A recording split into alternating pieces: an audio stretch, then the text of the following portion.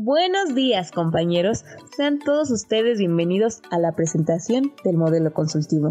Es un placer dirigirme a ustedes y primeramente presentaré al equipo, el cual está compuesto por Alix, Marlene, Mireli, Mónica, Santiago, Carol y yo, su servidora Susana.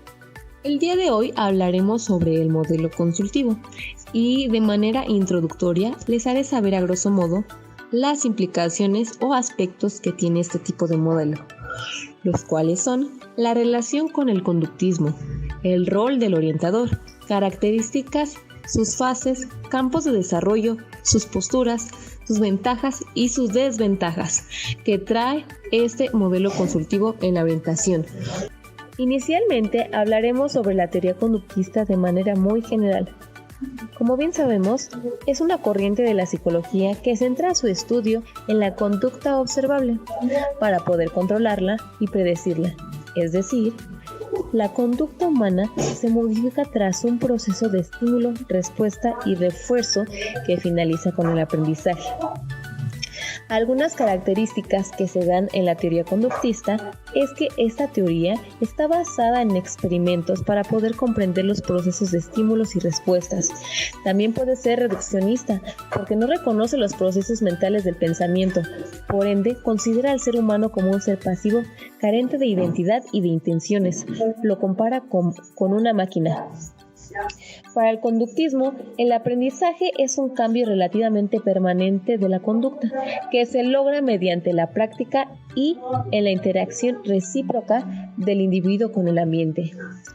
Y a todo esto, ¿cuál es la relación que tiene la teoría conductista con el modelo consultivo? En realidad, esta pregunta es muy fácil de responder, ya que el modelo consultivo tiene como base a la teoría conductista, es decir, que la finalidad del modelo consultivo busca la modificación de conductas desadaptadas o ineficaces del alumno a través de procesos de estímulos y respuestas. ¿Cuál es el papel del orientador dentro de este modelo? El orientador servirá de soporte técnico al responsable de efectuar cierta intervención. Esto quiere decir que el orientador será el elemento consultor de los elementos consultores, los cuales, dentro del campo educativo, serán los profesores y o padres de familia. Continuando con el siguiente ejemplo, debemos de tener en cuenta que dentro de este modelo, el orientador no actuará directamente con el cliente, o sea, con el alumno, sino que intervendrá o dará pautas a través de un mediador, el cual será el profesor o el padre de familia.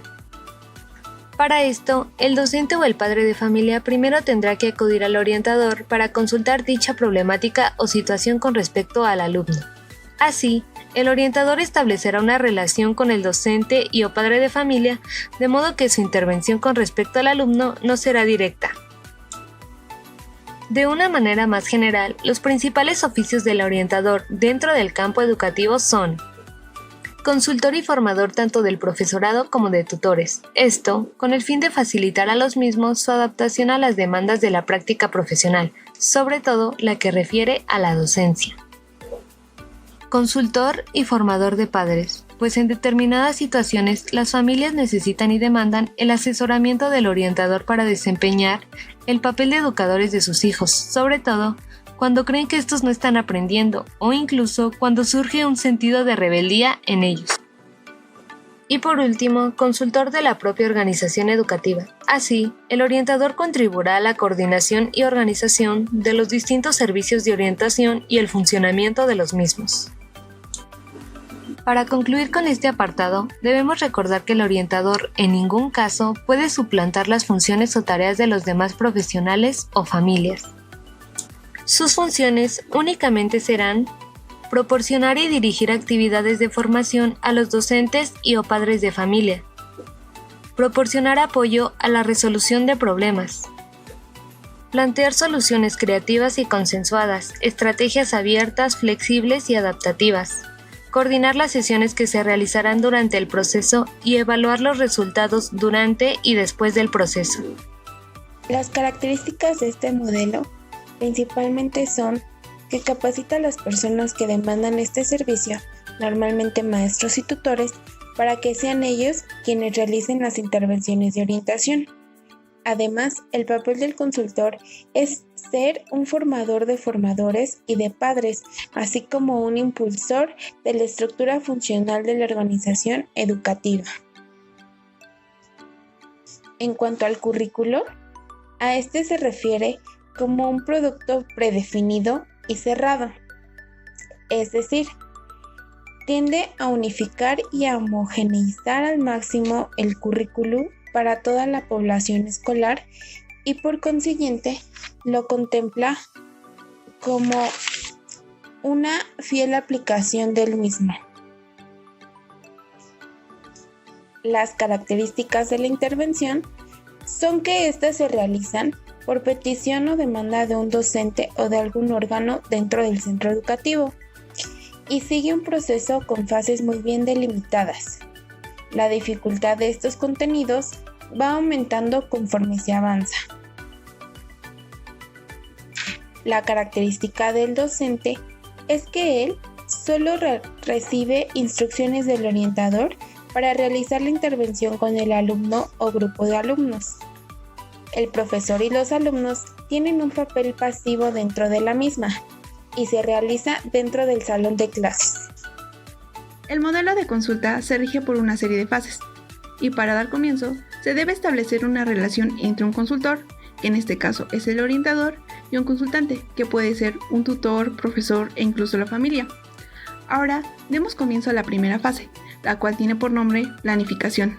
Aquí el profesor, ante las dificultades académicas, conductuales, entre otras, en determinado alumno, expone al orientador la problemática detectada. La segunda es la observación.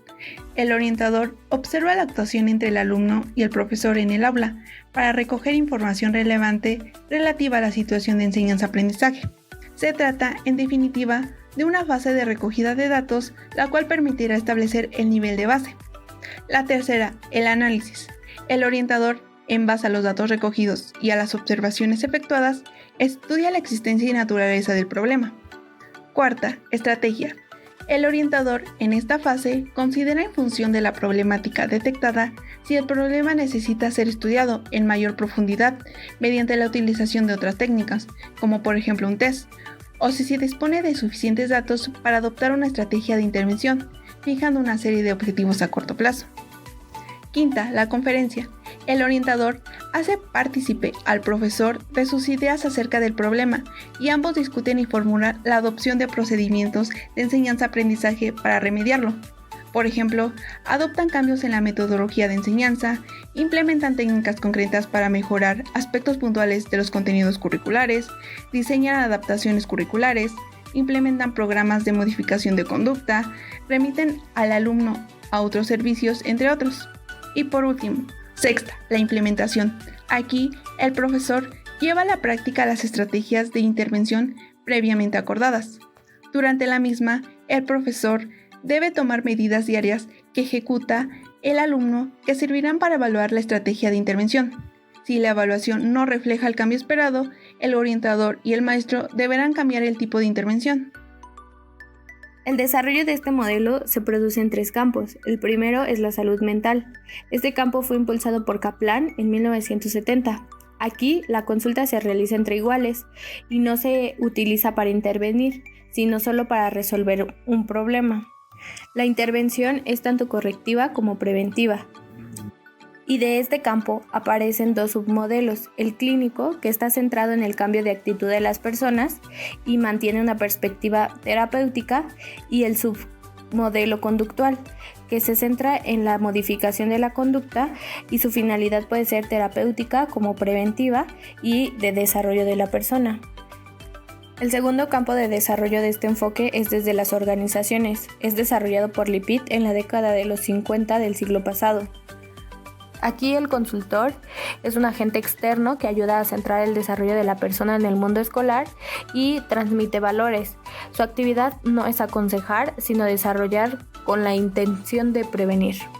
Y el último campo en el que se desarrolla este enfoque es en el ámbito educativo. En este campo, Patolinet en 1975 dice que para él el consultor es un profesional que promueve el trabajo pero que hay entre todos los agentes implicados en el desarrollo del alumno. Este modelo tiene como carácter prevenir, remediar y dirigir el desarrollo. También se preocupa por los elementos afectivos y utiliza procedimientos de modificación de conducta y de desarrollo de las organizaciones. Posturas. De estos campos de aplicación surgen 4 diferentes posturas.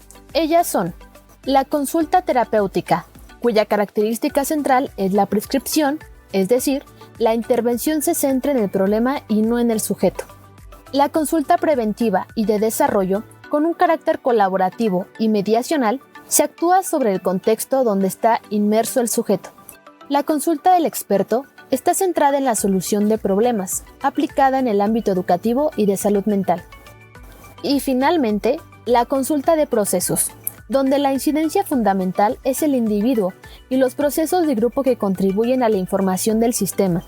Este tipo de consulta es característico de las organizaciones. Ventajas.